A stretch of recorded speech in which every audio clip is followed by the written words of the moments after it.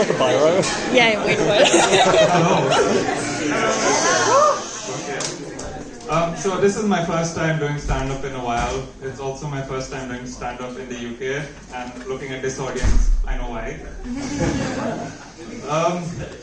So as some of you may have heard, there was a CR election recently. Well, when I say some of you, I mean about 5 of you, because that's how many of you voted in the election. And considering that there were only 5 people running for elections, you can imagine why only 5 people voted. And there were 6 positions, and one of them was the CR secretary, but no one wanted to run for that. Anyway, now the reason I bring this up is because I was indeed your previous CR secretary.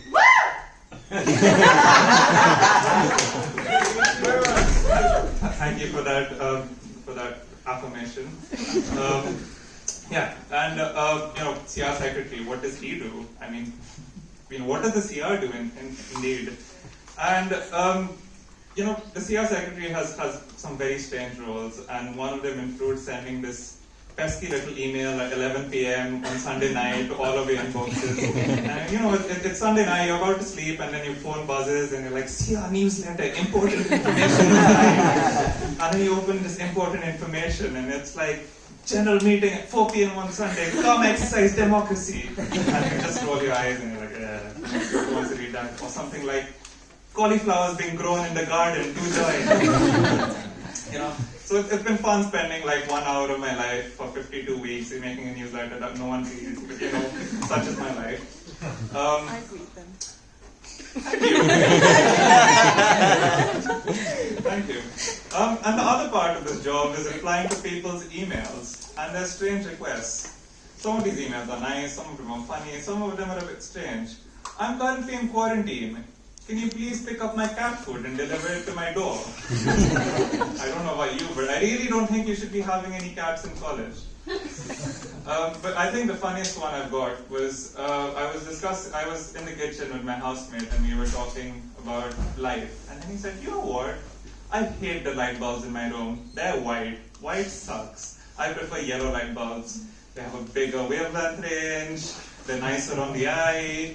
And the girl I'm seeing doesn't like white light bulbs. Can we change to yellow light bulbs? I was like, well. And he said, you know what, I know how to fix it. And then he picks up his phone and he starts typing something. And then a few moments later, my phone buzzes. and this is 11 p.m. on a Friday night. And I'm like, wow, I'm getting popular. People are messaging me on a Friday night. And then I open my phone and there's an email address to me. Dear Mr. Secretary, can you please change the light bulbs in my room? Yellow to white, from white to yellow. And then he puts his phone back and he's like, I think I've sorted it out. These guys don't know what to do. So I chose not to reply to that email for a while. But then I thought, according to the Constitution and all of that stuff, I should probably reply to it. So then a few days later, I replied, Dear Mr. Student, no. Another highlight of my year was when Varsity Newsletter asked me to describe St. Edmunds in 3 words. I was like, what could I possibly say about St. Edmunds? What possibly nice things could I say about St. Edmunds? So I said, it's warm, because, the heating is always on. It's welcoming, because, we're the only college which has no gates and allows absolutely anything. And most importantly, where's Dad? Because who the hell knows where St. Edmunds is apart from the people in this room? Another interesting thing I learned during my time in the CR was St. Edmunds has the highest per capita usage of condoms in the whole of Cambridge. Well done, guys. And even more interestingly, they have the lowest per capita use of pregnancy tests in Cambridge. So whatever those condoms are doing, they're working. But I think the best part is, do you know what the most popular popular type of condom is? Extra snug. Oh.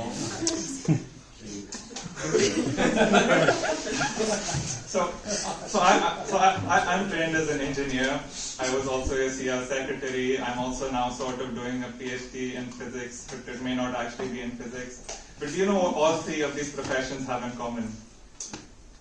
A hopeless romantic life. And this is made worse by my undying love for horticulture and certain vegetables, as you shortly find out. A few years ago, I was on a date with this lovely woman, and I was really excited because it was my first date in a million years. And we had dinner. It was great because of my impeccable sense of humor. She was so lovely. And then we went. I walked her home, and then we had a hug. And she was like, "Oh, this is nice. We should do this again." And she was like, and then I was like, "Yeah." And then she turned to me and was like, "Wait, I have something for you." She was like, "Really?" I was like, "Yeah, I have something for you." And then I had this yellow Sainsbury's bag, and I pulled out flowers. Well, it wasn't a broccoli, it was actually cauliflower, but there weren't any message. And then she was like, why do you have a cauliflower? And I was like, "No, they're flowers for you." She's like, "That's not flowers." I was like, "Yeah." I went to the supermarket, I looked at the flowers, they were 5 quid, I didn't have 5 quid. So I saw the cauliflowers, they were 70p.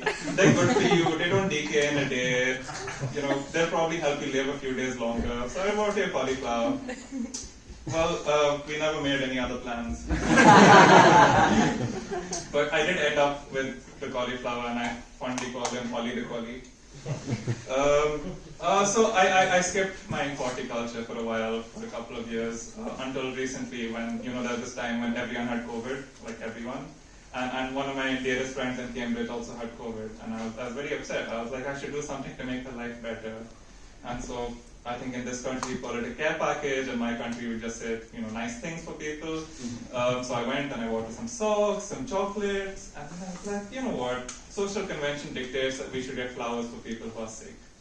And then I went to the flower section, and then it was as usual, it's £5. I'm like, oh, do I really like her enough to get flowers? So then I thought, you know what? Let me get a cauliflower. So I left this nice packet outside the door.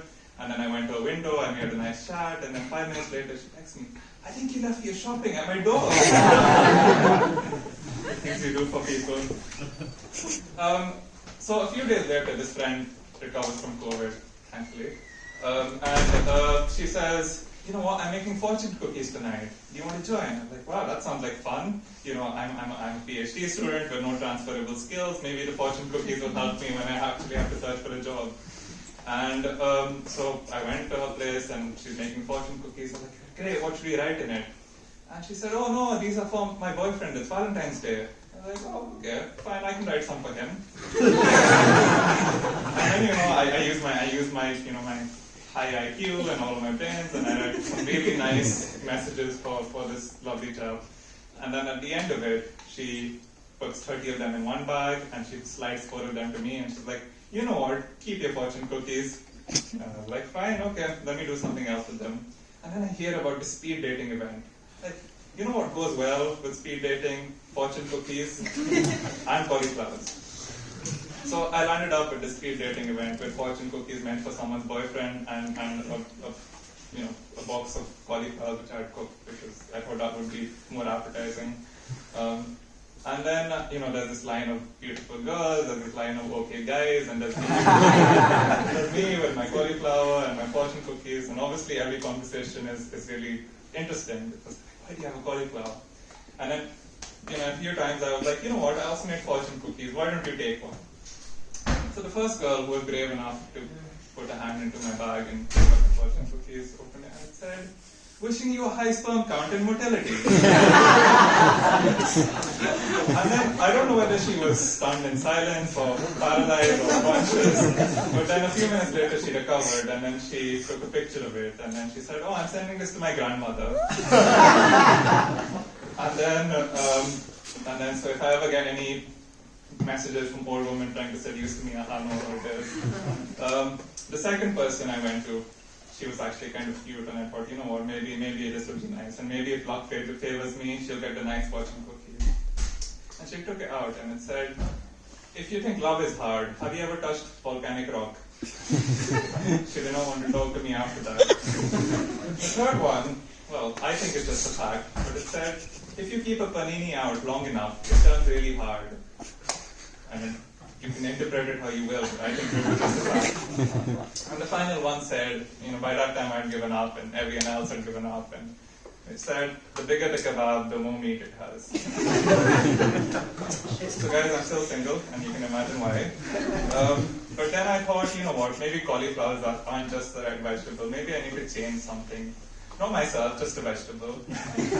And so I bought this new vegetable, I got to uncook slices, I put salt, pepper, paprika, put in the oven, and then I sent a picture of it to the only girl left who wasn't mildly offended by my presence, and I said, do you like my aubergine? With the aubergine emoji. I shouldn't have done that. And that's how this saga ends. I think I'm going to stay away from vegetables and other items, except for the purposes of nutrition and general health. Thank you very much.